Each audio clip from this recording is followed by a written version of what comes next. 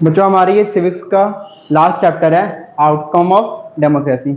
बचपन से यानी क्लास, अब तो खैर क्लास फिफ्थ से आप लोग पढ़ते आ रहे हो डेमोक्रेसी डेमोक्रेसी डेमोक्रेसी डेमोक्रेसी। पता नहीं कितनी बार आप लोग सुन चुके हो डेमोक्रेसी के बारे में।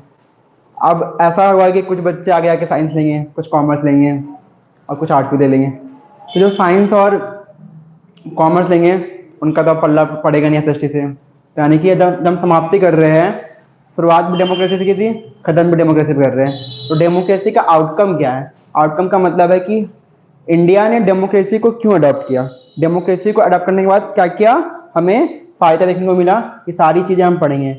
जैसे आप लोगों को पता है कि डेमोक्रेसी क्या होती क्या है, बचपन से पढ़ते आए हो। अगर कोई बताना चाहे तो चैट बॉक्स में लिख सकता है। बच्चे हैं सर? बच्चे हैं कोई? डेमोक्रेसी क्या होता है?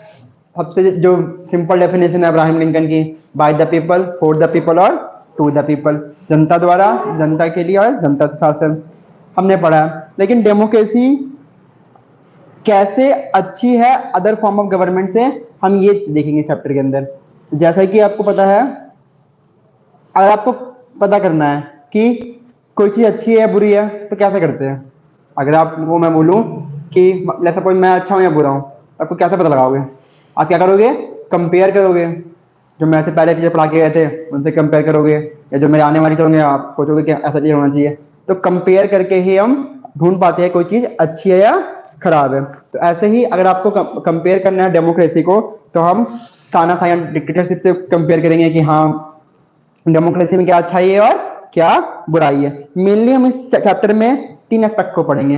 पहला है पॉलिटिकल एस्पेक्ट, यानी कि डेमोक्रेसी जो है पॉलिटिकली एक्सेप्ट देखा जाए तो कैसा है।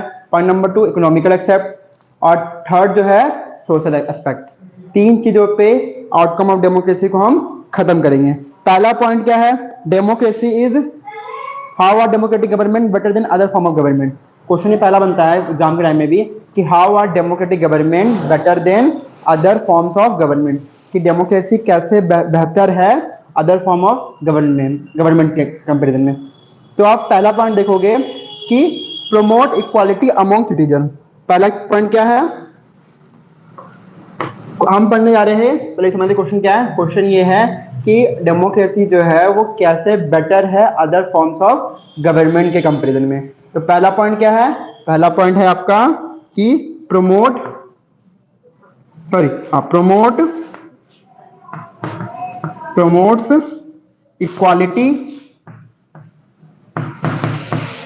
इक्वालिटी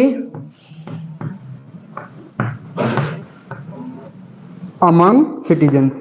यानी कि जो भी कंट्री डेमोक्रेटिक होगी वहां पे आप देखोगे वहां के लोगों को इक्वालिटी दी जाती है।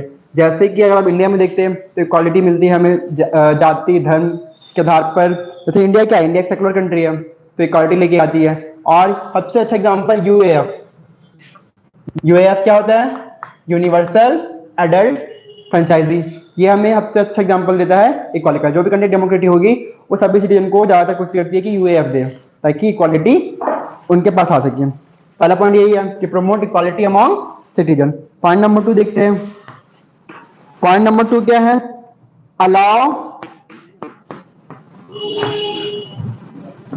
Allow room to correct mistake.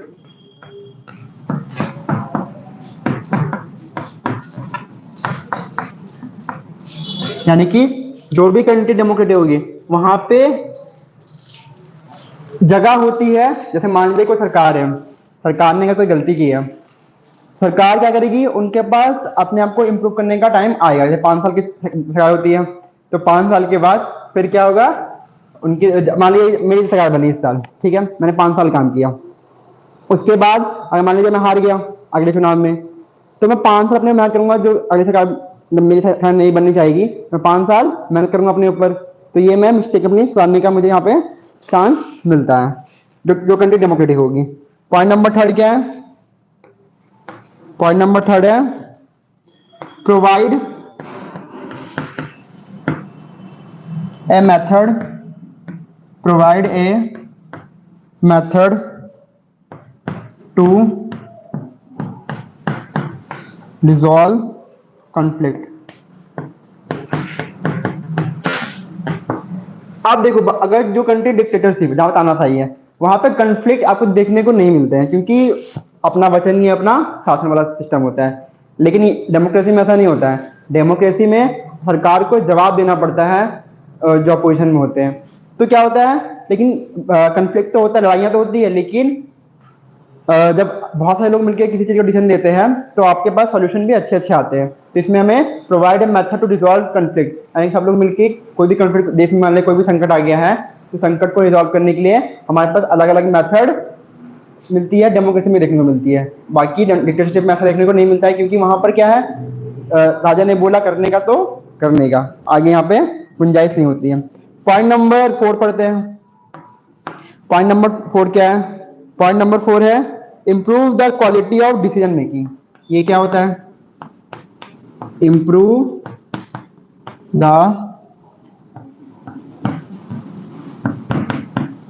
Quality of decision making. इसका क्या अर्थ है? इंडिया में आप देखोगे कि कोई भी जो कानून बनता है, उस कानून बनने में बहुत लंबा प्रोसेस लगता है। पहले जो है बिल आता है, लोकसभा में आएगा, फिर राज्यसभा में जाएगा, प्रेसिडेंट के साइन होंगे, उसके बाद जाके फिर वो एक्ट का रूप धरेंगे, यानी कि लंबा प्रोसेस है। लेकिन जो क्वालिटी बनती है, अगर आप जहाँ पे जो कंट्री तानाशाही है, डिक्टेटरशिप जहाँ पे है, वहाँ पे डिसीजन बहुत जल्दी ले लिए जाते हैं, लेकिन आप देखोगे कि वो डिसीजन इतने इफेक्टिव नहीं हो पाते हैं। इंडिया में क्या है, टाइम लगेगा, लेकिन क्वालिटी जो होगी वो एज कम्पेयर टू बाकी जगह से अच्छी देखने को मिलेगी, क्योंकि बहुत जगह से वो होकर गुजरा है, बहुत लोगों ने उसको वेरीफाई किया है, तब जाके वो बिल से कानून बन पाया है। तो पॉइंट नंबर 4 आप देखने को मिलता है कि डेमोक्रेसी क्यों अच्छी है अदर फॉर्म ऑफ गवर्नमेंट से। आपका जो लास्ट पॉइंट रहता है वो है डेमोक्रेसी जो है क्या करती है? डेमोक्रेसी है, रुक जाओ मैं ऊपर लिख देता हूं।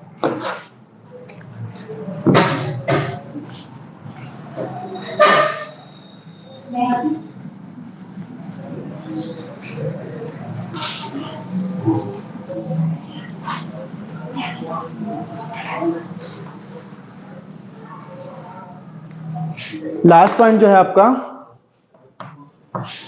वो है जो भी कंट्री डेमोक्रेटिक होगी, जहां पर भी डेमोक्रेसी होगी, वहां पर क्या होगा, आप देखोगे कि वो सरकार जो होगी वो क्या होगी, अकाउंटेबल होगी, यानी कि उसको जो भी उसने काम किया है उसके लिए उसको जवाब देना पड़ेगा, यानी कि अकाउंटेबल होती है सरकार। डेमोक्रेटिक कंट्री में अकाउंटेबल होती है, यानी कि जो भी काम हुआ है वहां पर आपको उसका जवाब देना पड़ेगा। पॉइंट नंबर 2 क्या है?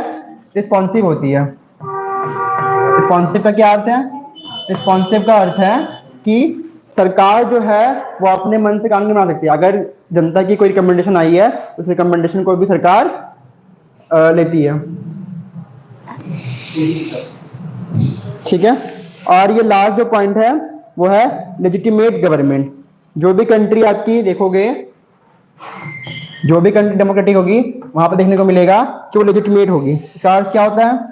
इसका अर्थ होता है, लिख लेते हैं,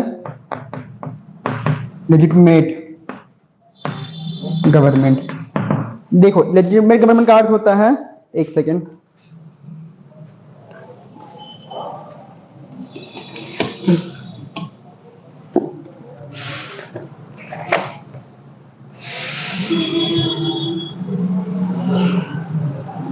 कि हाईली वैल्यूड वाली सरकार होगी।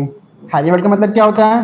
क्योंकि सरकार को पता है कि अगर हमने कुछ उल्टा पुल्टा किया तो 5 साल के बाद आपको जाना पड़ेगा। तो ये ध्यान रखिएगी कि किसी भी जाति, धर्म, लिंग के लोगों को अफेक्ट ना पहुंचे, तो कानून वो उसके अनुसार ही बनाएगी। ये सारी चीजें हमें डेमोक्रेसी के आउटकम में देखने को मिलते हैं। कल की क्लास में हम पढ़ेंगे कि पॉलिटिकल आउटकम क्या, यानी कि अगर कंट्री डेमोक्रेटिक है वहां पर पॉलिटिकली क्या आउटकम देखने को मिलता है। कल की क्लास में हम देखेंगे। Thank you.